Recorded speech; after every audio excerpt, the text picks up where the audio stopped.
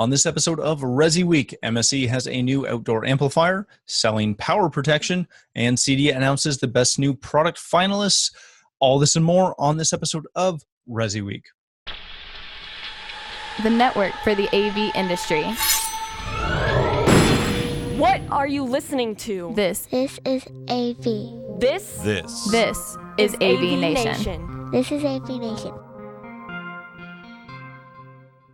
This is ResiWeek, episode 133. Just do it.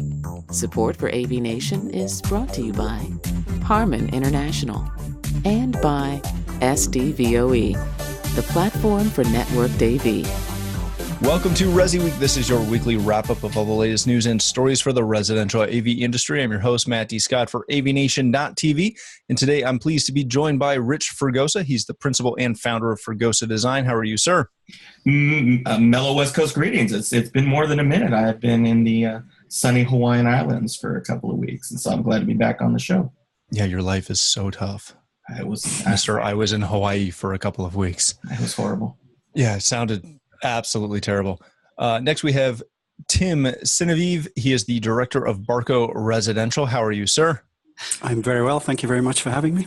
Thank you for being here. And last but not least, we have Ted Green. He is the editor of strategy.com. How are you, sir? I'm the opposite of Rich Fregosa. It's 2 weeks before the show. It's Monday. I'm going crazy, ripping my hair out, but I wouldn't want to be anywhere else than other with you, Matt.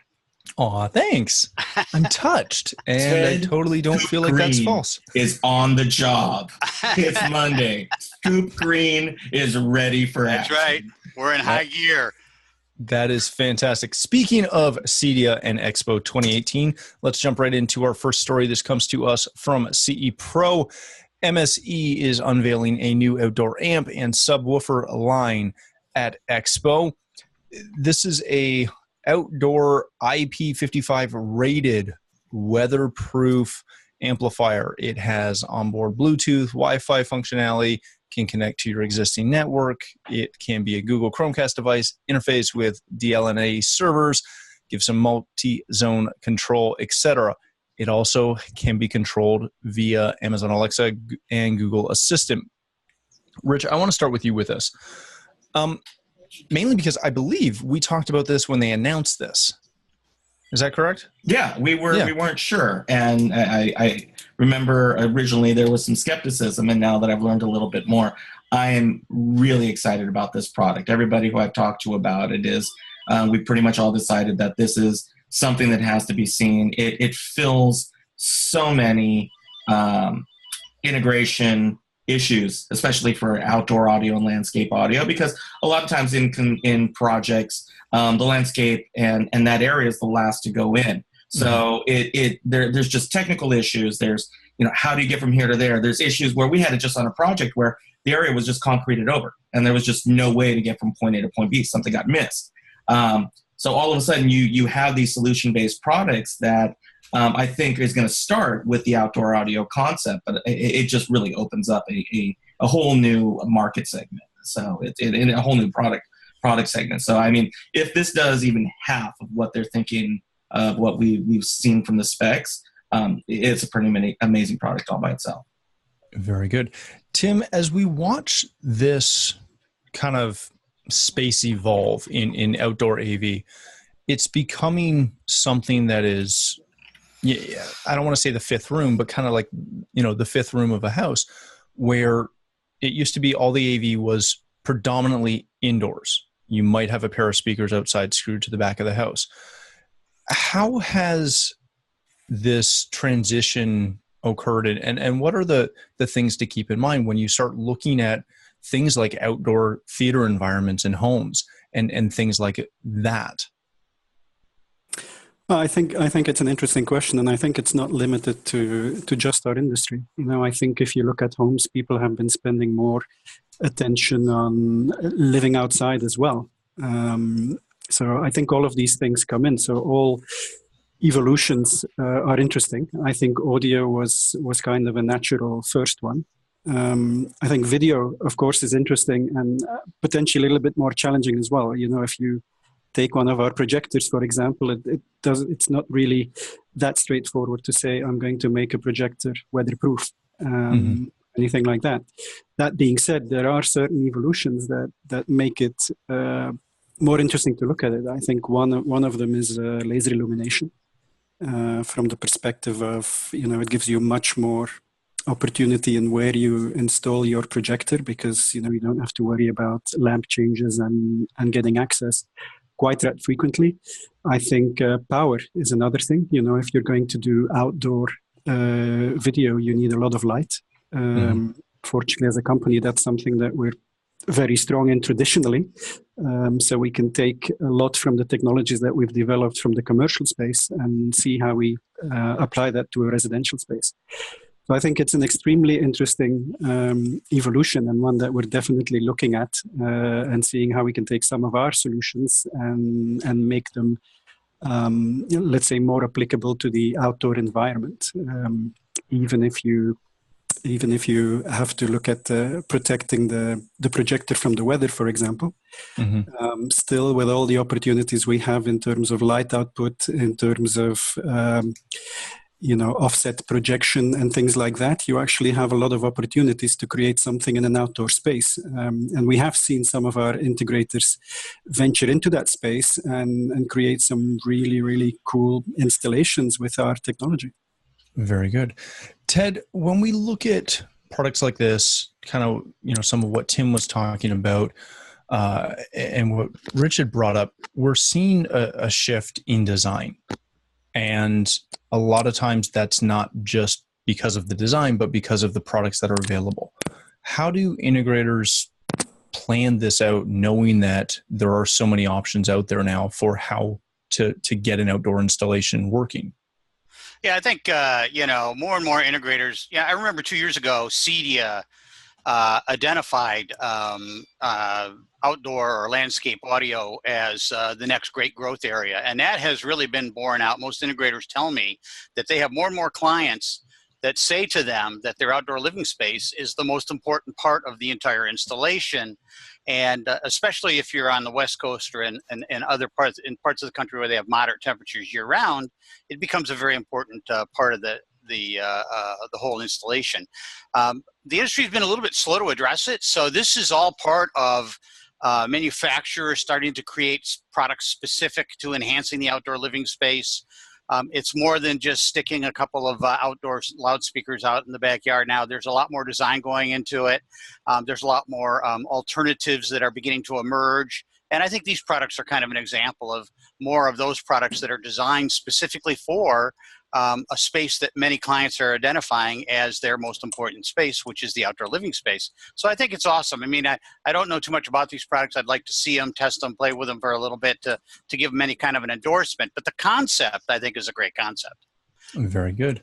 All right, gentlemen, let's move on to our next story of the day. This comes to us from Residential Systems. It talks about selling power protection. And, the gist of the article is going over how you need to look at the opportunity that's available in selling energy protection and power protection, and really walking dealers through some of the questions that you can ask to get into that conversation. Tim, I want to kick this one off with you. When we start to look at power protection within the industry, we know that this is a very important foundational piece of any quality system, and honestly, even any system. It doesn't necessarily even have to be a high quality system. When dealers are looking at this, and Barco projectors obviously are highly sophisticated. There's something, or they are a product that I don't want to say requires stable power, but you want stable power there. You want clean power there. How does Barco or how would you recommend integrators go about having that conversation? Because the majority of us are not, power experts. We're AV experts, but we know that power is important. How do we go about expressing to our clients how important power and stable power is to their installation? Well, I'm obviously not the power expert myself either, but I think the challenge with power is, it's one of those things that people take for granted. So it's a difficult conversation to have because it's not really something that people think of in the beginning, right? I mean, everybody feels they have power. and everybody kind of assumes that the quality of the power will be good enough. Now, we've certainly been in a couple of situations where something wasn't quite right with the installation, and it turned out to be the power that was not sufficient or the power that wasn't clean. So I think we need to talk to people and make sure that they understand all the elements of what goes into a quality installation. And while power is not the most obvious one, it's certainly one that is important. And people care about convenience, people care about quality. So I think that's the kind of the perspective that we need to discuss it from. If you're going to assure the greatest quality from your installation, if you're going to assure the greatest convenience from your installation, then power is also an important element to discuss. And I think, if you look at what's going on in the world today, people are also predicting that power will become more of an issue in the future, that there will be more challenges with power outs and power surges and things like that. So I think this is only going to be more important in the future. But I think bottom line is we have to address the fact that this is not something that can be taken for granted, but approach it from a value perspective. This is how having high quality clean power will contribute to the enjoyment of your installation. Very good. Ted, Tim brought up a good point that we take this for granted. And, the first question that they ask in the article is, you can ask your client, have you ever noticed power flicker in your house? And especially here in North America, we experience that a lot because the majority of our grid is overground, susceptible to wind and trees and all of that jazz. When you're thinking of integrators having this conversation, is this something where, you look at it and say, hey, you should partner with an electrician who can come in and speak to that? Is that going too far? Is this something where they should get a single individual trained within the company to really understand how power affects electronics and how products like Rosewaters and many of the other ones can address that? What's the best approach? I advocate the Nike approach. Just do it. I think that in any of the mid to high level installations in today's world now, they're pretty much all getting power protection packaged into the entire system. Integrators initially were very hesitant to pitch this. It seemed like an intangible. But the law of unintended consequences, here's what they discovered. They discovered that clients actually appreciated the idea of a few dollars more to protect their investment in the system. And it actually went over better than they expected. Also, if they had any clients that are executives, they're very used to power protection in their offices, in their IT departments. This is a very common concept. So the pitch, in many cases, integrators found this to be a much easier pitch than they initially thought it was going to be. And finally, in today's world with IP addressable power solutions, everybody is waking up to the value of having power protection and IP addressable power solutions for remote servicing and remote monitoring.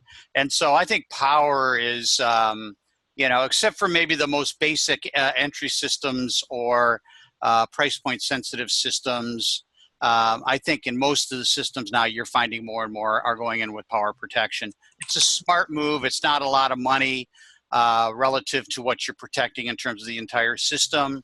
And if you present it in the right light, your clients are actually very amenable to it. They like the idea of you worrying about protecting their systems. Very good. Richard, speaking of presenting it in the right light, this is one of those topics that I don't want to say I take issue with, but I hate the traditional sales pitch of fear mongering that you're going to, have a power surge and all of a sudden your entire rack is dead and all that equipment's gone. I realize that it's a valid argument, but it starts that conversation out on a negative point. How do integrators take that conversation and flip it into a positive and make it essentially just not a negative conversation? Oh, that's real simple. First off, the conversation, that point you brought up, never use it. No, seriously. And here's why. And I'm a huge proponent. I'm an evangelist of power. Here's a couple of reasons. I live in a suburban area. I live in the Silicon Valley. And we are subject to a hugely booming population growth that's starting to affect our electrical grid. Issues with electronic systems, any of them, is not really a result of overvoltage. It's a fallacy that people buy into. It's like, oh my gosh, you're going to have this power surge and everything starts going up. You have electrical breakers for that. If there's significant voltage, you already have a fail-safe in place. Here's the key, and here's the important part. And what I try to explain to people, and it makes a whole lot of sense, is you have now anywhere from a dozen to 50 electronic devices in your house. Most of them are driven by a microprocessor. Microprocessors don't like under voltage. They don't like what we call micro outages. And what a micro outage is the flicker that you see. Now, to a light or to an analog device, there's a little bit of leeway. But to a device like and I explain to it very simply. I say, look, do you have a computer? Yes, I do. I want you to walk up and think about if you took that plug and you unplugged it for a fraction of a second and then plugged it back in, are you going to hope for the best that everything turned out okay? And they're going to say no. I said, that's what a micro outage is, okay? And these can happen dozens, tens of times, dozens, hundreds of times during the course of a year. But because it is imperceptible to the eye, we don't know what's going on. Now, to a microprocessor, you are giving this thing a seizure. And what that does is over the course of the life of the system, you are reducing the life of the system, you are affecting it, and you're getting unintended consequences. Now, your Wi-Fi, which you completely depend upon these days, your television, which has a microprocessor, which you use, your cable set-top box, your amplifier, not so much, but again, anything that's microprocessor driven, what we're focused on is not necessarily when we see a surge. It's the opposite. We want to keep the components happy and within a stable electrical range. That's the purpose of what we're focusing on with power protection these days, is to provide a stable platform, because we are dealing with units now more than ever that require consistent electrical power. Now, if an integrator takes that approach, it becomes a far different conversation. It's a value add. And Ted brought up a great point. Absolutely. The monitoring, remote reboots, everything else, but also diagnostics. Again, I live in California. I have a pretty exorbitant power bill every month. So every month, I'm constantly trying to look at ways at where can I be more efficient? Are there devices that are vampire devices? So again, we now have the ability to give these homeowners the option to be more cost effective, to lower their footprint, all of these other things, and to be more responsible for the house. So, again, I think absolutely, if you're taking the fearmonger approach, it's just a backwards approach, because the reality is that I can count on one hand the times that I've seen over voltage situations. Whenever I get a call, it's because it's an under voltage situation. And once integrators start to embrace that and realize that, hey, you're helping everybody, it becomes and like Ted was saying, it becomes a value-added sale, and you're looking after the client's best interest. It just takes a small amount of education and reasoning why you're doing it, especially for the low-cost units. It should be in everyone. And our position is that you get it, period. And here's why. Very good. All right, gentlemen, let's go to likely our last story of the day. This comes to us from CEDIA. They have announced their 2018 Best New Product finalists. There's a fairly long list there. I believe, is it 30? We have 35 lists. So, Rich, I'm going to start with you on this one really quickly. You're heavily involved in this process. What does it mean to companies like this to have a product that gets selected as a finalist? Well, as a CEDIA member, that is my involvement in the process. I am very happy to see these new products being introduced. I was very happy to see the press release. What I love about it is that it does show that these companies are focused on our market. They're focused on trying to innovate in the market. And I think it's an opportunity for the CEDIA channel to understand that it is a relevant channel. And it shows I think it reflects from these manufacturers that they see the CEDIA channel as a relevant channel to introduce these new products. products. And that was something that I'm excited about. I'm excited about seeing everybody here. There's definitely a group within that 30 that I've already earmarked who I do want to go visit. Speaking of, one of those that I have planned on earmarking to see is Barco, who happens to be here, and their new Prometheus 3 projector, which is a pretty cool product. Very good. Ted, when you look at this list, is this something that you can use almost as a like a roadmap of highlights to see at the show? Yeah, I think that these lists serve to help make some sense out of chaos. It's a big industry. There's a lot going on. There's tons of new products being rolled out. And these kinds of lists, editors have sorted through and come up with the things that they think are worthy of your attention. And you can scan the list and you can find those items that either you didn't know were available or that maybe you feel that, you need to take another look at it. And I think that they're valuable from that perspective. It's a big show, and there's a lot of ground to cover there. And anything that can help you sort through that and be a little more efficient, and help you zero in on items that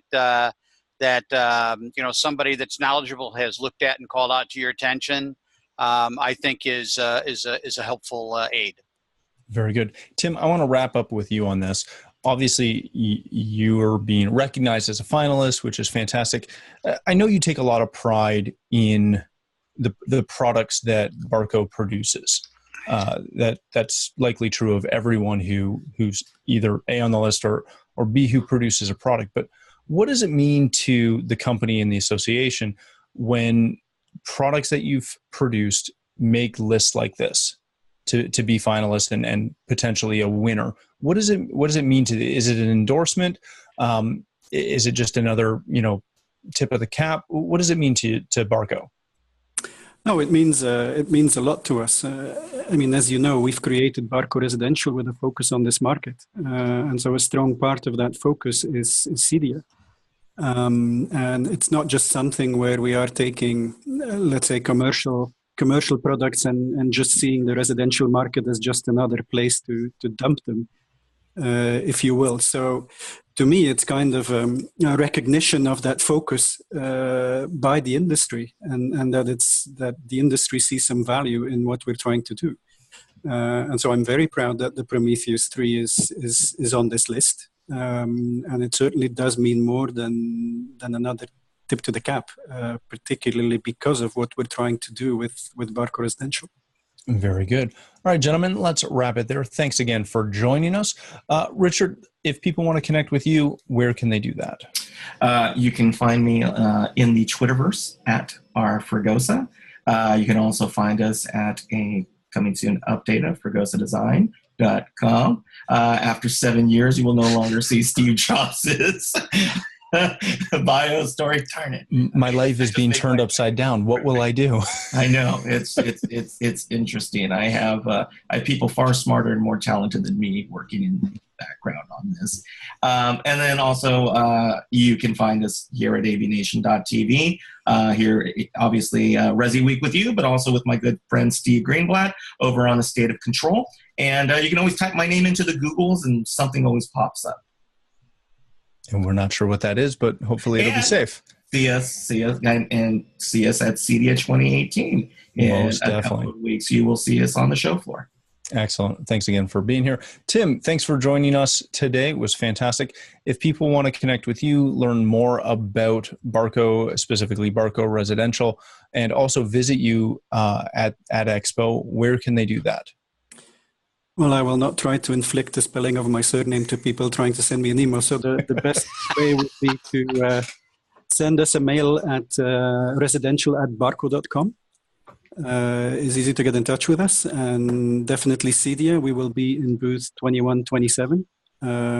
So I would encourage people to get in touch with us, visit us. And also on the CEDIA website, there's actually quite a nice e-booth, I believe they call it. So you can visit our e-booth on CEDIA and even make an appointment there with us. So I hope to see as many people as possible, and we're hoping to show them some really cool experiences on the show floor. Awesome. Looking forward to it. Ted, thanks again for joining us today. If people want to connect with you, read what you're currently writing, where can they do that? First of all, thanks for having me again, Matt. And I'm all over social media, twitter.com, facebook.com, linkedin.com/TedGreen, TEDGREEN. But perhaps the best place to go is strategy.com. That's STRATA-GEE.com. Beautiful. Thanks again, gentlemen, for joining us. If you'd like to connect with me, you can find me at Matt D. Scott on Twitter and every other social platform. But more importantly, please stop by AVNation.tv, where you'll find this show as well as a wide variety of our other shows with all the verticals that we cover. When you visit the site, please take a moment to check out our underwriters. We are extremely thankful for their support and ask that you check them out as well. Thanks again for watching. That's all the time we have for this episode of ResiWeek.